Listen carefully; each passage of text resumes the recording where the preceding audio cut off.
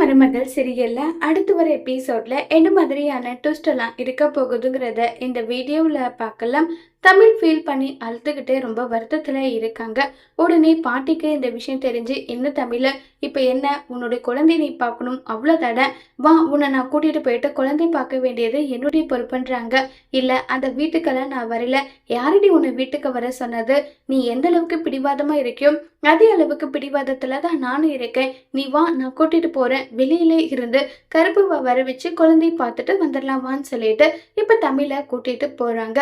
இன்னொரு பக்கம் நம்ம சித்ராவும் ஈஸ்வரியும் பயங்கர சந்தோஷமா, ஏதோ நெல்லுக்கு பாஞ்சது புல்லுக்கும் பாஞ்ச மாதிரி ரொம்பவே சந்தோஷமா நம்மளும் ஒரு வைர நெக்லஸ் எடுத்துட்டோம், இது உனக்கு பார்க்க அவ்வளோ அழகா இருக்குன்னு சொல்லிட்டு போட்டுட்டு பார்க்கலான்னு இருக்கும்போது உடனே ஐஸ்வர்யா ஆன்டின்னு வந்ததும் மறைச்சு வச்சிருந்தாங்க. ஐஸ்வர்யா, இந்த ட்ரெஸ்ல நீ போட்டுட்டு இருக்க நகையில பார்க்க அவ்வளோ அழகா இருக்க தெரியுமான்றாங்க. நிஜமாவே ஆண்டி, நிஜமா நல்லா இருக்கா, சூப்பரா இருக்குன்னு சொல்லி பேசிட்டு இருக்காங்க. நான் கூட சேது மாமா 12 மணிக்கு விஷ் பண்ணுவாருன்னு நினைச்சேன், அவர் விஷ் பண்ணலையே நினைச்சு நான் அவ்வளோ வருத்தப்பட்டுட்டு இருந்தேன். கடைசியில் அவர் எனக்காக காலையில இருந்து இந்த கிஃப்ட் எல்லாம் கொடுத்தாரு, எனக்கு இதை பார்க்கும்போது ரொம்ப சந்தோஷமா இருந்ததுன்னு சொல்லிட்டு ரொம்பவே ஹாப்பியா இருக்காங்க. கீழே ஹால்ல பிறந்த நாளுக்கு டெக்கரேட் எல்லாமே பண்ணி வச்சிருக்காங்க.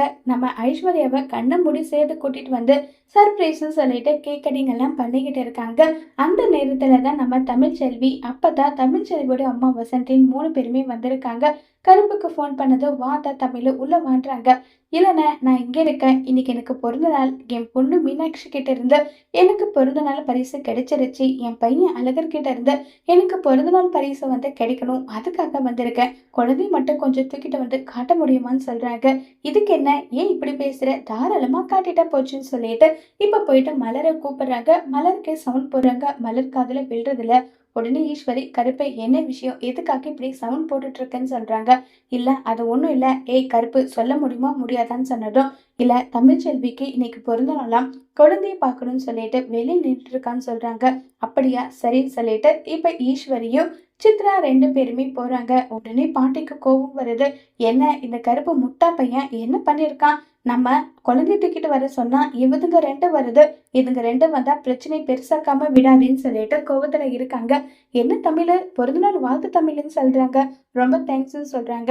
அம்மா குழந்தை பார்க்கணும்னு சொன்னமே, கருப்பு என்கிட்ட சொன்னா, உள்ளவா தமிழ், உள்ள வாண்டுறாங்க. இல்ல என்னால வர முடியாது, குழந்தை இங்கே தூக்கிட்டு வரட்டும், நான் இங்கே பாத்துக்கிறேன்னு சொல்லி தமிழ் சொல்றாங்க. உடனே சித்ரா, ஓ நிறமாச கர்ப்பிணியா, நீ கற்பூரம் தரிச்சிட்டு போனல சத்தியம் பண்ணி, அதனால வரமாட்டியான்னு சொல்லிட்டு கிண்டல் பண்ணி கேக்குறாங்க.